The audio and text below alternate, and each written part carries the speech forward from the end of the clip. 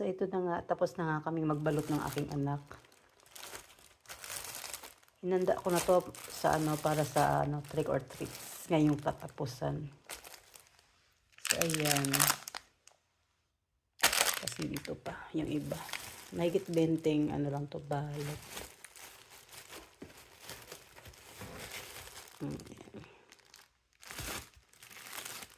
Yan lang. Matutuwa na yan sila. Sana naman walang mga gahaman na bata. Kasi may kwento yung asawa ko dati. May mga bata na syempre nagdadala yan sila ng mga eco bag, ganyan. Or yung mga parang basket.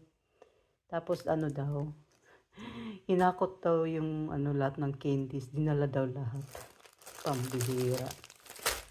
So, ayan, binabalot ko yan kasi para isang tamputan lang sila. Tapos ito, reserva yan. Mas marami kasi ito Kaya, hindi ko na binalot kasi yan na nga lang halos. So, ito lang yung Happy na yung mga bata na yan. So, yun lang.